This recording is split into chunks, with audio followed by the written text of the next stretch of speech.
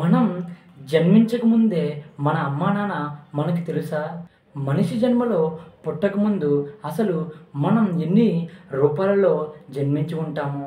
అసలు ఒక ఆత్మకు ఎన్ని జన్మలుంటాయి అని మీకు తెలుసా? ఈరోజు నేను చెప్పబోయే టాపిక్ చాలా ఇంట్రెస్టింగ్‌గా ఉండబోతుంది. కాబట్టి మీరు ఈ వీడియోని స్కిప్ చేయకుండా లాస్ట్ వరకు చూడండి.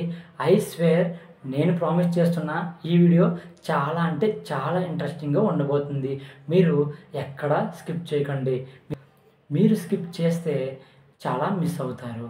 కాబట్టి ఈ వీడియోని స్కిప్ చేయకుండా చూడండి. మీరు నా కోసం ఒక్క 4 పనులు చేయండి చాలు. ముందుగా ఈ వీడియోని లైక్ చేయండి. అలాగే మన ఛానల్‌ని సబ్స్క్రైబ్ చేయకపోతే ఇప్పుడే సబ్స్క్రైబ్ చేయండి. అలాగే ఈ వీడియోకి ఒక కామెంట్ చేయండి. 4 ఈ వీడియోని మరొకరికి షేర్ చేయండి. ఇంకెందుకు లేట్ చేయడం, ఇప్పుడే మన టాపిక్‌లోకి వెళ్ళిపోదాం. మనందరికీ ఆత్మ అంటే ఏంటో తెలుసు. అంటే మన ఆత్మ గురించి మనందరికీ తెలుసు. ఆత్మ గురించి తెలిసే ముందు అసలు ఈ 14 లోకాల్లోని కూడా ఎన్ని జన్మలు అలాగే ఎన్ని ప్రాణులు ఉన్నాయో మీకు తెలుసా? అంటే ఒక ఆత్మ ఎన్ని రూపాల్లో జన్మించవచ్చో మీకు ఏమైనా ఐడియా ఉందా? నాకు తెలిసి మన 14 లోకాల్లోని కూడా మొత్తం 84 లక్షల ప్రాణులు అంటే జీవాలు ఉన్నాయి. అంటే ఒక ఆత్మ 84 లక్షల రూపాల్లో జన్మించే అవకాశం ఉంది.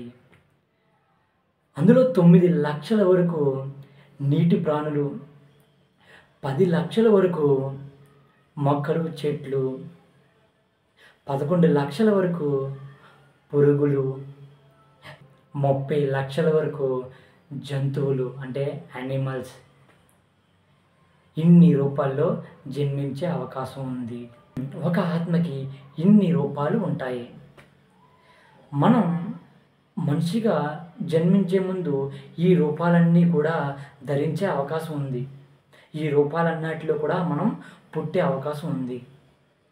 ఒక మనిషిగా పుట్టాలంటే ప్రతి ఒక్క ఆత్మ కూడా ఇన్ని రూపాల్లో కూడా జన్మిస్తుంది. దీనికి ఒక చిన్న ఎగ్జాంపుల్ చెప్పనా? మనం పుట్టిన తర్వాత ఎల్కేజీ నుంచి ప్రైమరీ వరకు, ప్రైమరీ నుంచి సెకండరీ స్కూల్ వరకు అంటే 10th, ఆ తర్వాత ఇంటర్, ఆ తర్వాత డిగ్రీ. అంటే ఒక డిగ్రీ పూర్తవ్వాలన్నా, ఒక డిగ్రీ సర్టిఫికేట్ పొందాలన్నా సరే మనం ఇవన్నీ పాస్ అవుతూ రావాలి. అంటే ఎల్కేజీ నుంచి డిగ్రీ వరకు ప్రతి ఒక్క ఇయర్ పాస్ అవుతూ రావాలి. అలాగే మన ఆత్మ కూడా ఇన్ని రూపాలు కూడా పాస్ అవుతూ ఒక మనిషి రూపంలోకి జన్మిస్తుంది. మనిషి జన్మ అన్నది మామూలు జన్మ కాదు. మనిషి జన్మగా పుట్టాలంటే మనం ఎన్నో జన్మలు ఎత్తుండాలి. మనం ఎంతో పుణ్యం చేసి ఉండాలి. ఒక మనిషిగా జన్మించావంటే నువ్వు ఎంతో పుణ్యం చేస్తేనే ఈరోజు నువ్వు మనిషిగా జన్మిస్తావు. అందుకే ప్రతి ఒక్కరూ కూడా మనం ఎందుకు జన్మించామా అని ఆలోచించకుండా ఈ మనిషి జన్మని మీరు ప్రతి ఒక్కరు మీకు నచ్చినట్టు బతకండి. అంటే మీకు నచ్చింది చేయండి. మీరు ఈ మనిషి జన్మని ఇప్పుడే ఆనందించండి. రేపటి కోసం ఆలోచించకండి. ఎవరి కోసమో అస్సలే ఆలోచించకండి. కాబట్టి ప్రతి ఒక్కరు కూడా ఈ మనిషి జన్మని మీకు నచ్చినట్టుగా జీవించి ఆనందించండి. ఎందుకంటే మళ్ళీ మీరు మనిషిలా జన్మిస్తారో లేదో తెలియదు. ఆత్మ ఇలా మనిషి జన్మలో జన్మించడానికి ఒక కారణం ఉంది. ప్రతి ఆత్మకు కూడా ఒక జర్నీ ఉంటుందండి. అంటే ఆత్మ పుట్టినప్పటి నుంచి కూడా మోక్షం వరకు అంటే మోక్షం పొందాలి. ప్రతి ఆత్మ కూడా ఇలా పుట్టి మోక్షం పొందాలి. మోక్షం పొందేంత వరకు జన్మిస్తూనే ఉంటుంది. అంటే మీరు అడగచ్చు, అంటే మనిషి జన్మగా పుడితే మోక్షం పొందొచ్చా అని. అలా ఎప్పటికీ కుదరదు. మోక్షం పొందాలంటే ముందు మనం ఇవన్నీ పాస్ అవ్వాలి. మోక్షం పొందడానికి మన ఆత్మకు కావాల్సింది కర్మ. ప్రతి ఆత్మకు కర్మ అనేది ఒకటి ఉంటుంది. అది మంచిదవ్వచ్చు, చెడుదవ్వచ్చు. మంచి చెడు కర్మ ఫలాలు బేస్ చేసుకొని మోక్షం పొందడానికి అవకాశం ఉంటుంది. ఈ ఆత్మ ఈ ఆత్మ మోక్షం పొందడం కోసమే ఇలా జన్మలన్నీ జీవిస్తూ వస్తూ ఉంటుంది. మోక్షం పొందాలంటే ఇన్ని జన్మలు ఎత్తాలా అని మీరు అనుకుంటే మీకు ఒక ఎగ్జాంపుల్ కూడా చెప్పగలను నేను. ఏంటంటే ఇప్పుడు ఒక ఎల్కేజీ స్టూడెంట్కి డిగ్రీ సిలబస్ ఇచ్చి చదవమంటే చదువుతాడా? లేదా నేను ఎల్కేజీ చదివాను, నాకు డిగ్రీ సర్టిఫికెట్ ఇవ్వండి అంటే ఇస్తారా? లేదు. నువ్వు కంపల్సరీ ఎల్కేజీ నుంచి డిగ్రీ వరకు చదవాలి, అప్పుడే నువ్వు సర్టిఫికెట్ తీసుకోవాలి. అలాగే నువ్వు మోక్షం పొందాలంటే నువ్వు కర్మఫలాలు చేయాలి. నీ కర్మఫలాలు అండ్ అలాగే నీ యొక్క పనుల బట్టే మోక్షం పొందగలవు. ఆత్మ కంపల్సరీ ఈ జన్మలన్నీ రూపాలన్నీ జన్మించి మనిషిగా జన్మించి కర్మలు చేసి మోక్షం పొందాలి. ఆత్మ మోక్షం పొందే వరకు ఇలా జన్మిస్తూనే ఉంటుంది. సనాతన ధర్మం ప్రకారం ఒక ఆత్మ మనిషిగా జన్మించాలంటే కంపల్సరీ ఆత్మ అన్ని రకాల రూపాలలో జన్మించి మాత్రమే మనిషిలాగా చేరుతుంది. మీరు అనుకోవచ్చు, మనిషి జన్మ ఎత్తాలంటే ఇవన్నీ అవసరం లేదేమో అని. ఒకవేళ అలా పుట్టేవాళ్ళు కూడా ఉంటారేమో అని మీరు అనుకోవచ్చు. ఏ రూపం ఎత్తకుండా మనిషి జన్మ ఎత్తారంటే అది కేవలం దైవ నిర్ణయం, దైవ రూపం లేదా దైవ సంకల్పం కోసమే జన్మించి ఉంటుంది తప్ప మరొకరు మనిషి రూపంలో జన్మించలేదు కూడా. అంటే దైవ కారణం కోసం లేదా దైవ నిర్ణయం వల్ల లేదా దైవ రూపం వల్ల మన ఆత్మ మనిషి రూపంలో జన్మించే అవకాశం ఉంది. అపార్ట్ ఫ్రమ్ దాట్ ప్రతి ఒక్క ఆత్మ కూడా ఈ రూపాలు ధరించి వస్తుంది. అయితే మనం మనిషిగా పుట్టాం కదా, ఇప్పుడు మన ఆత్మకు మోక్షం కలుగుతుందా? అది అవదమ్మా. అసలైన పరీక్ష ఇప్పుడే ఉంటుంది. ఎల్కేజీ నుంచి డిగ్రీకి వచ్చిన తర్వాత కదా అసలైన కష్టాలు ఉంటాయి. అందరూ అనుకుంటారు మేము డిగ్రీకి వచ్చేసాము అనుకుంటారు. ఆ వచ్చిన తర్వాత తెలుస్తుంది ఆ డిగ్రీలో ఎన్ని కష్టాలు ఉంటాయో, ఆ డిగ్రీ పాస్ అవడం ఎంత కష్టమో అని. సో అలాగే మనిషిలా పుట్టిన తర్వాత మోక్షం పొందము. మనిషిలా పుట్టి నువ్వు చేసిన కర్మ ఫలాలు బట్టి నువ్వు మోక్షం పొందుతావు. అంటే మంచి కానీ చెడు కానీ. మీకు ఒక డౌట్ రావచ్చు, ఇలా కర్మ ఫలాలు బేస్ చేసుకొని మోక్షం పొందేలా ఉంటే ఈ మనిషి జన్మలోనే ఎందుకు, మిగతా జన్మలు ఉన్నాయి కదా, వాటి వల్ల కూడా మనం మోక్షం పొందొచ్చు కదా అని మీరు అనుకోవచ్చు. అయితే ఇక్కడ ఒక చిన్న క్లారిఫికేషన్ మీకు నేను ఇవ్వబోతున్నాను. కేవలం మనిషికి మాత్రమే కర్మ చేసే అవకాశం ఉంది. అంటే మంచి కానీ చెడు కానీ మనిషికి మాత్రమే ఏది మంచి ఏది చెడు తెలుసుకునే అవకాశం ఉంది. మనిషి మాత్రమే నాకు నొప్పి నాకు బాధ అని చెప్పగలడు. మనిషి మాత్రమే ఆనందాన్ని సుఖాన్ని పొందగలడు. మనిషి మాత్రమే ప్రతి ఒక్క దాన్ని కూడా ఆలోచించగలడు, చేయగలడు, వాళ్ళకి నచ్చింది బ్రతకగలడు. మిగిలిన ఏ ప్రాణులు కానీ ఏ జీవరాశులు కానీ కర్మ చేయలేవు, వాటికి జ్ఞానం ఉండదు, వాళ్ళు బయటికి చెప్పుకోలేరు. అండ్ అలాగే అవన్నీ కూడా జస్ట్ ఒక రూపాలు మాత్రమే కానీ అవి స్పందించలేవు, అవి పూజించలేవు, అవి ప్రశ్నించలేవు. కేవలం మనిషి మాత్రమే పూజించగలడు, ప్రశ్నించగలడు, తనకు నచ్చినట్టు జీవించగలడు. కాబట్టి మనిషి జన్మలోనే మనం మోక్షం పొందే అవకాశం ఎక్కువగా ఉంది. ఇక్కడ మనం చేసే కర్మ ఫలాలు బట్టే మన మోక్షం అన్నది మనకి లభించే అవకాశం ఉంది. మనమంతా కూడా మనం ఊరికే జన్మించాము. అలాగే మన తల్లిదండ్రులకి మనం ఏదో ఒక రూపంలో జన్మించాము. మన అక్క చెల్లెలు, అన్నదమ్ములు, అలాగే ఫ్రెండ్స్, ఎనిమీస్ వీళ్ళంతా కూడా మనకి ఎవరో తెలియదు. వాళ్ళు వేరు, మనం వేరు, మన జన్మకి వాళ్ళకి సంబంధం లేదు అనుకొని ఉండొచ్చు. కానీ మన ఆత్మ మనం జన్మించక ముందే మన మన మన తల్లిదండ్రులని, మన ఫ్యామిలీ, మన ఫ్రెండ్స్, మన ఎనిమీస్ వీళ్ళందరినీ కూడా డిసైడ్ అయ్యి జన్మిస్తుంది. ఎలా అంటే ఫస్ట్ నుంచి 10th, ఇంటర్ ఇవన్నీ పాస్ అయిపోతాం కదా. ఇవన్నీ పాస్ అయిపోయిన తర్వాత మనం ఏం చేస్తాం? ఊరికనే వెళ్ళి బీటెక్లో కూర్చుంటామా? ఊరికనే వెళ్ళి బీటెక్లో కూర్చోలేం కదా. ఈ 10th, ఇంటర్ పాస్ అయిన స్టూడెంట్స్ అందరినీ కూడా ఒక చోట కలుపుతారు. ఒక చోట కలిపి అంటే ఎంసెట్, ఈసెట్. ఈ ఎంసెట్, ఈసెట్ దగ్గర నువ్వు డిసైడ్ అవుతావు ఏం చదవాలో, ఎక్కడ చదవాలో, ఏ కాలేజీలో చదవాలో, ఏ ఊళ్ళో చదవాలో నువ్వు డిసైడ్ అవుతావు. ఎక్కడ అంటే నువ్వు ఇంటర్ కంప్లీట్ అయిన తర్వాత అక్కడ వెయిట్ చేస్తావు. నువ్వు ఒక కౌన్సిలింగ్ రూపంలోనో దేని రూపంలోనో మొత్తం అందరినీ కూడా ఒక చోట చేరుస్తారు.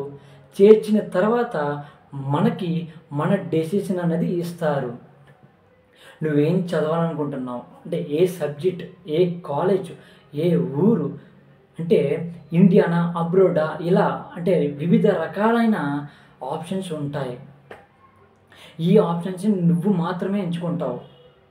అంటే ఇక్కడ ఇలా ఎంచుకున్నప్పుడు అలాగే నువ్వు ఒక్కడవే ఎంచుకోలేవు. నీతో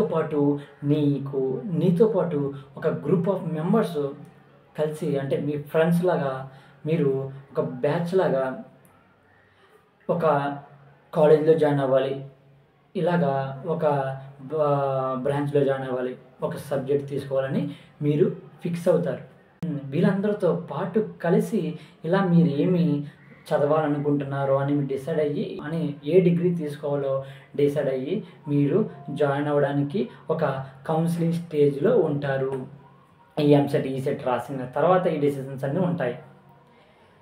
అలాగే అంటే ఒక స్టేజ్కి వచ్చాక అంటే ఆత్మలన్నీ కూడా వాళ్ళ కర్మ ఫలాలు బట్టి వాళ్ళు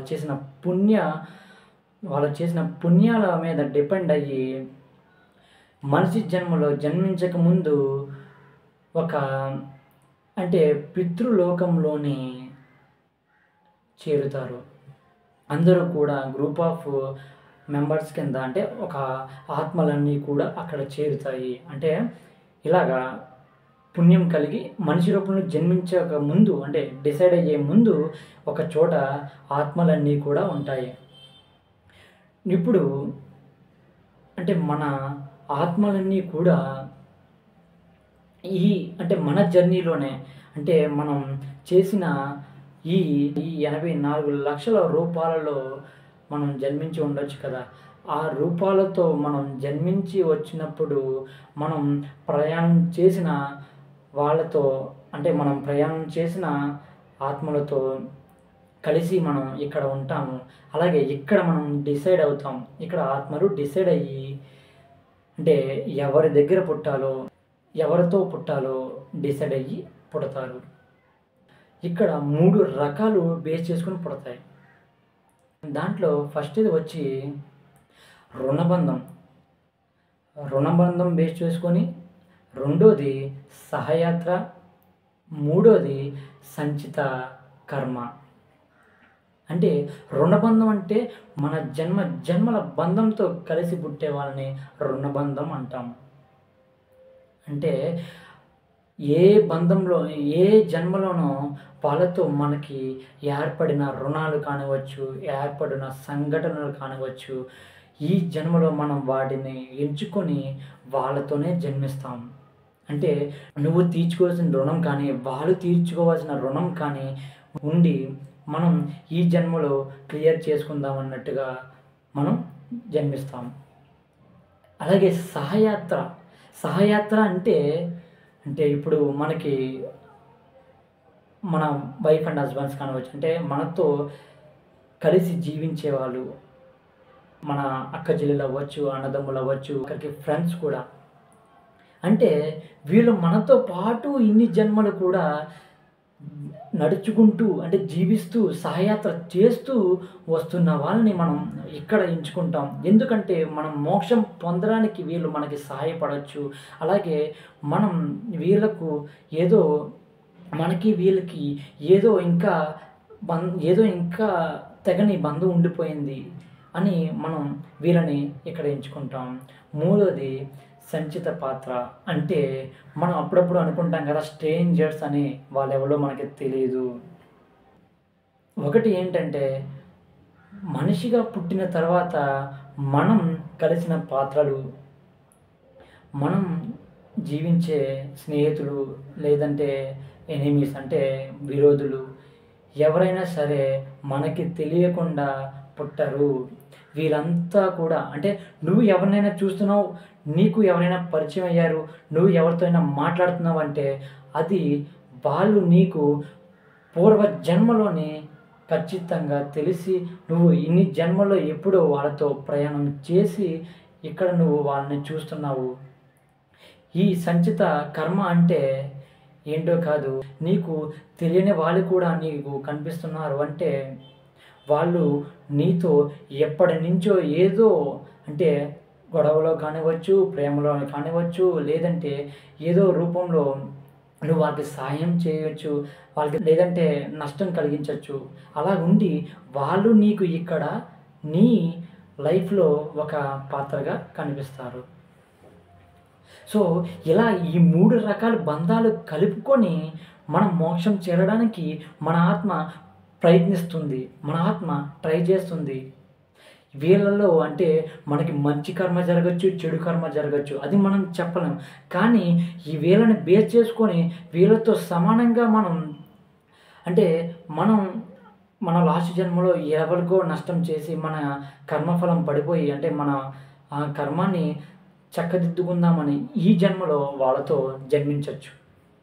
మన తల్లిదండ్రులు కానివచ్చు, అక్క చెల్లెళ్ళు, అన్నదమ్ములు, ఫ్రెండ్స్, ఎనిమీస్, వీళ్ళందరినీ కూడా మనం చాలా ప్రేమగా చూసుకోవాలండి. ఎన్నో జన్మల నుంచి వాళ్ళు నీతో ప్రయాణిస్తున్నారు. ఇన్ని జన్మల నుంచి నువ్వు పుట్టిన వాళ్ళతోని ఎప్పుడూ కూడా మాట్లాడలేదు, వాళ్ళని నువ్వు ప్రేమించలేవు, వాళ్ళతో నువ్వు కలిసి ఆనందంగా జీవించలేవు, నీ మాటల్ని వాళ్ళతో చెప్పలేవు, వాళ్ళ బాధలను నువ్వు తెలుసుకోలేవు. ఈ ఒక్క జన్మలోనే నీ తల్లిదండ్రులకి, నీ అక్క చెల్లెలకి, అన్నదమ్ములకి, ఫ్రెండ్స్కి, ఎవరికైనా సరే నువ్వు సమాధానం చెప్పొచ్చు. వాళ్ళకి నువ్వు ఏదైనా చెయ్యాలనుకుంటే ఈ జన్మలోనే చెయ్యగలవు. ఇన్ని జన్మల నుంచి నీతో ప్రయాణిస్తూ ఈ జన్మలోకి అడుగు పెట్టారు. వాళ్ళు కూడా నీతో ఊరికనే అడుగుపెట్టలేదు. ఇవన్నీ కూడా బేస్ చేసుకునే వాళ్ళు నీతో అడుగుపెట్టారు. కాబట్టి అంటే నా ఒపీనియన్ ప్రకారం చెప్తానండి, తల్లిదండ్రులని మాత్రం మీరు దూరం చేసుకోకండి. అలాగే మన అక్క చెల్లెల్ని, అన్నదమ్ముల్ని కూడా గొడవల రూపంలో దూరం చేసుకోకండి. ఎందుకంటే మళ్ళీ మనకి జన్మ ఉంటుందో ఉండదో తర్వాత విషయం అండి. జన్మ ఉన్నా సరే మనం మనిషిలా జన్మించకపోవచ్చు. అంటే ఇది కూడా మన కర్మని బేస్ చేసుకుంటుంది. మోక్షం పొందడానికి ఇది కూడా ఒక రకమైన కర్మే. ఇన్ని జన్మల నుంచి తీర్చుకునే రుణాలన్నీ కూడా ఈ జన్మలో తీర్చుకునే అవకాశం మనకి ఉంది. కాబట్టి ఎవరిని కూడా మీరు అంటే నీ కోసం పుట్టిన వాళ్ళని నువ్వు ఈ జన్మలో వదులుకోకు. నువ్వు బ్రతికినంత కాలం వాళ్ళతో కలిసి నీ మోక్షం పొందడం కోసం నువ్వు ప్రయత్నించు. ఓకేనా? అండ్ అలాగే ఇక్కడ ఈ మోక్షం పొందే సమయంలోని మనం అంటే చాలా నేర్చుకోవచ్చు. అంటే ఈ ఈ జన్మలోనే మనం చాలా నేర్చుకోవచ్చు. మోక్షం పొందడానికి మనకి వీళ్ళందరూ కూడా సహాయం చేయొచ్చు.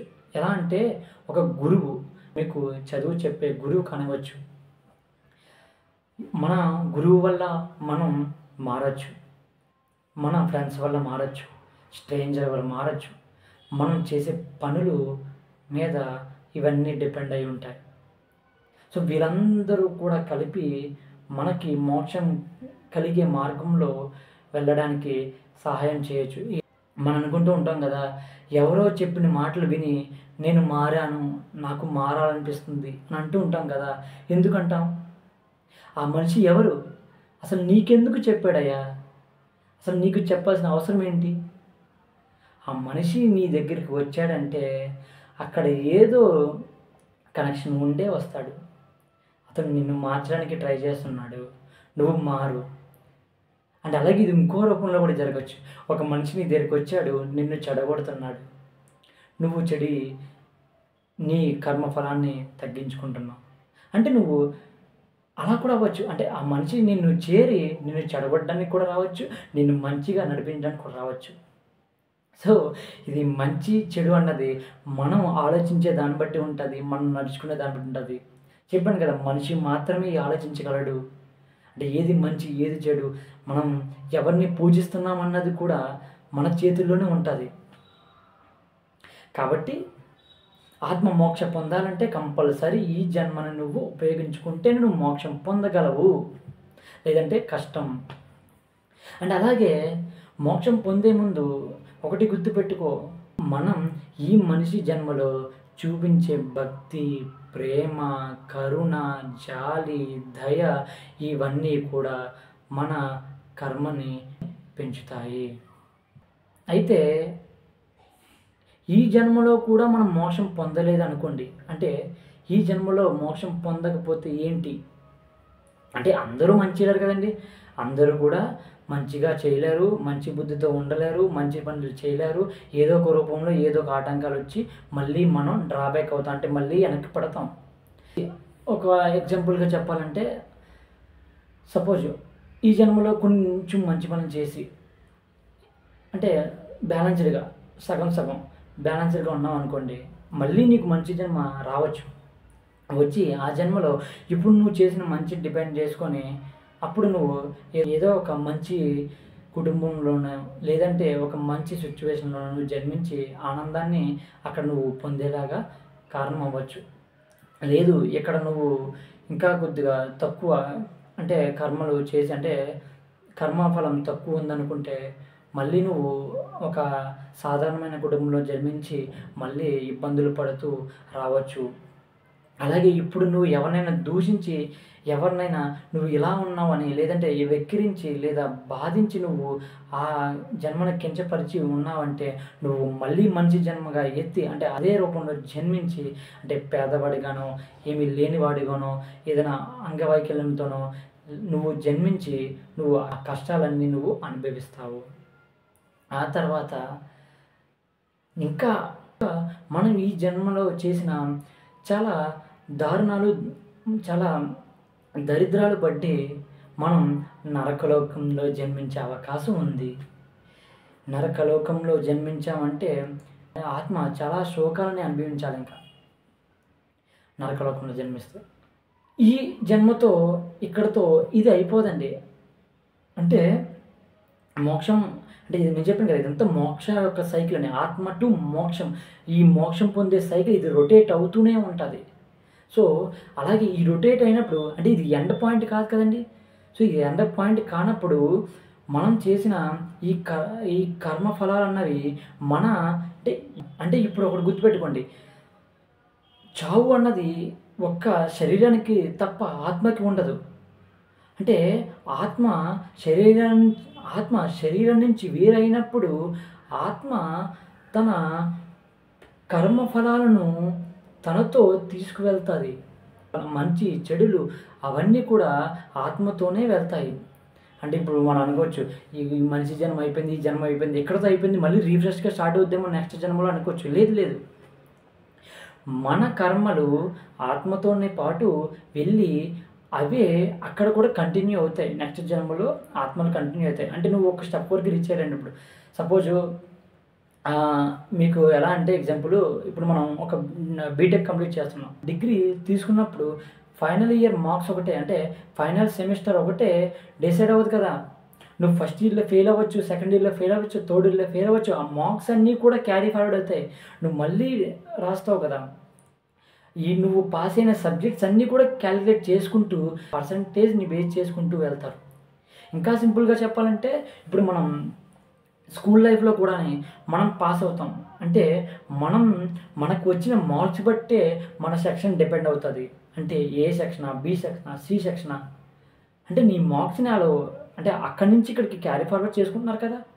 సో, అప్పుడు అలాగే ఇక్కడ ఆత్మ బేస్ చేసినప్పుడు ఈ కర్మ ఫలాలన్నీ కూడా అలాగా మోక్షం పొందే వరకు అవన్నీ తీసుకొని వెళ్తది. లాస్ట్‌కి కర్మ మోక్షాన్ని పొందడానికి ప్రయత్నిస్తది. ఈ మోక్షం పొందేంత వరకు ఈ జన్మలన్నీ పుడుతూనే ఉంటాయి. నువ్వు మళ్ళీ మనిషి జన్మ నుంచి ఆఖరి అంటే చివరి అంటే లోవర్ బర్త్ అంటే నీటి రూపాలున్నాయి. అలాగే మొక్కలు, ప్రాణులు ఇలా ఇవన్నిటిలో నువ్వు జన్మించే అవకాశం ఉంది. సో, ఇది మోక్షం గురించి నేను చెప్పాలనుకున్నది. ఇది మోక్షం యొక్క సైకిల్. సో, ఆత్మ మోక్షం పొందేంత వరకు కూడా ఇలా జన్మిస్తూనే ఉంటది. మీకు నేను చెప్పే క్లియర్ పాయింట్స్ ఏంటంటే, ఈ మనిషి జన్మ అన్నది సాధారణమైన జన్మ కాదు. నువ్వు జన్మించిన తల్లిదండ్రులు లేదా కుటుంబ సభ్యులు, ఫ్రెండ్స్ ఆర్ ఎనిమీస్ నీతో ఎప్పటినుంచో ప్రయాణం చేస్తూ వస్తున్నవారు. అలాగే ఈ జన్మలో నువ్వు మోక్షం పొందడానికి ఒక అవకాశం ఉంది. కాబట్టి ఈ జన్మను నువ్వు ఉపయోగించుకో. అండ్ అలాగే మెయిన్ ఇంకొక థింగ్ ఏంటంటే, మనిషిగా మనం ఈరోజు బ్రతికున్నాం. రేపు ఎలా ఉంటామో తెలీదు. మళ్ళీ మనిషి జన్మలో పుడతామో తెలీదు. కాబట్టి ఈరోజు ఈ జన్మలో మనం చెయ్యాలనుకున్నది చెయ్యాలి. నేను ఒకటే చెప్తున్నానండి. ఈ జన్మలో పుట్టినప్పుడు మనం ఏం బ్రతికాంరా అని మనం బ్రతికేయాలండి. నలుగురి ప్రేమని సంపాదించుకొని, ఒక నలుగురిని మన వెంట ముంచుకొని మనం బ్రతికితే మనం మోక్షం పొందవసరం లేదండి. మోక్షం పొందడం అన్నది సెకండరీ. మోక్షం గురించి అన్నది అసలు పక్కన పెట్టండి. ముందు ఈ మనిషి బతుకుని నువ్వు పాస్ అవ్వాలి కదండీ. మనిషిగా జన్మించినందుకు నీకు ఒక వాల్యూ ఉండాలి కదండీ. సో, ఈ మనిషి జన్మలోనే మీరు ఏం చేయాలనుకున్నా చెయ్యండి. ఆనందంగా ఉండండి. ముందు మీ కుటుంబ సభ్యులు అలాగే నీ తోటి వాళ్ళని కూడా మీరు ప్రేమగా చూసుకొని మీ అంతటా మీరు ఈ జన్మలో బతకండి. ఓకేనా. ఈ వీడియో మీ అందరికీ నచ్చిందని నేను అనుకుంటున్నాను. సో, మీరు చేయవలసిందల్లా నేను ఇంతలాగా అంటే ఇంత రీసెర్చ్ చేసి ఇంత కష్టపడి మీకోసం ఏదో మెసేజ్ తీసుకురావాలని నేను ట్రై చేస్తున్నందుకు ఈ వీడియోని నేను చెప్పినట్టుగానే నేను చెప్పిన 4 పనులు చేయండి. అంటే ఈ వీడియోకి లైక్ చేయండి, ఫస్ట్ ఆఫ్ ఆల్ సబ్స్క్రైబ్ చేయండి నా ఛానల్ని. అలాగే ఒక కామెంట్ చేయండి. మెయిన్ కామెంట్ అన్నది ముఖ్యమండి. మీరు ఈ కామెంట్లోనే అంటే మీకు నచ్చింది ఇప్పుడు నేను చెప్పిన ఈ టాపిక్‌లో మీకు నచ్చిన దాని గురించో, లేదా మీకు డౌట్ ఉన్న దాని గురించో, లేదా అంతగా మీకేమీ లేదనుకుంటే మీరు ఎక్కడి నుంచి చూస్తున్నారు, అంటే మీది ఏ ఊరు నుంచి చూస్తున్నారో ఒక్క కామెంట్ చేయండి. అంటే నా వీడియోస్ అంటే నేను చెప్తున్న ఈ వీడియోస్‌ని ఎవరెవరు చూస్తున్నారో నాకు తెలుసుకోవాలని ఉంది. కాబట్టి మీరు ఏ ఊరు నుంచి చూస్తున్నారో, ఎంత దూరం రీచ్ అవుతుందో, నా వీడియోస్ ఎంత దూరం రీచ్ అవుతున్నాయో నేను తెలుసుకోవడానికి ఒక అవకాశం ఉంటది. కాబట్టి మీరు ఒక కామెంట్ సెక్షన్ అంటే కామెంట్ పెడితే ఏమవుదు కదండీ. ఒక్క కామెంట్ పెట్టండి. మీరు ఏ ఊరు నుంచి చూస్తున్నారో. అలాగే ఈ వీడియోని మీరు తెలుసుకున్నట్టే మీ ఫ్రెండ్స్ అండ్ ఫ్యామిలీస్ కూడా తెలుసుకోవాలనుకుంటే ఈ వీడియోని ఇప్పుడే మీ ఫ్రెండ్స్ గ్రూప్‌లోనో లేదా ఫ్యామిలీస్ గ్రూప్‌లోనో షేర్ చేయండి. వాళ్ళని కూడా చూడమనండి. సో, అలాగే ఈ మోక్ష పార్ట్‌లోని ఈ పార్ట్ ఆఫ్ లైఫ్‌లోని మీకు ఇంకా ఏదైనా డౌట్స్ ఉండి పార్ట్ 2 కావాలనుకుంటే నేను ఆ పార్ట్ 2 తీయడానికి రెడీగా ఉన్నా. అంటే మోక్షం ఎలా పొందాలో అనే దాని గురించి కూడా మీరు ఏదైనా ఇంకా డౌట్స్ ఉన్నాయి మాకు కావాలనుకుంటే ఇంకా నేను వీడియో చేయడానికి రెడీగా ఉన్నా. మీరు కామెంట్ సెక్షన్‌లో ఒక కామెంట్ చేయండి చాలు. నేను ప్రతి ఒక్కరిని కోరుకునేది ఒకటేనండి. నేను మీకు ఒక మెసేజ్‌ని అందిస్తున్నప్పుడు మీరు నాకు అదే సపోర్ట్ ఇచ్చారనుకోండి, నేను ఇంకా యాక్టివ్‌గా వర్క్ చేయగలను. ఇంకా స్పోర్టివ్‌గా వర్క్ చేసి మీకు ఇంకా మంచి మంచి టాపిక్స్‌ని నేను ముందుకు తీసుకురావడానికి ఒక అవకాశం ఉంటది. అంటే మీరిచ్చిన బూస్టింగ్ నుంచే కదా నేను యాక్టివ్‌గా లేగలను. మీరు మంచిగా రెస్పాండ్ అవుతున్నారు అనుకోండి, నాలో ఒక తెలియని హ్యాపీనెస్ క్రియేట్ అయ్యి యాక్టివ్నెస్ వచ్చి ఇంకా యాక్టివ్గా వర్క్ చేసి మీ ముందుకు వస్తాను. కాబట్టి తప్పకుండా ప్రతి ఒక్కరు నా ఛానల్ని సబ్స్క్రైబ్ చేసుకొని, అలాగే కామెంట్ చేసి, లైక్ చేసి ప్రతి ఒక్కరికి షేర్ చేయండి. నా వీడియో ఇప్పటి వరకు చూసినందుకు ప్రతి ఒక్కరికి నేను పేరు పేరున ధన్యవాదాలు తెలియజేస్తున్నాను. Thank you for watching my video.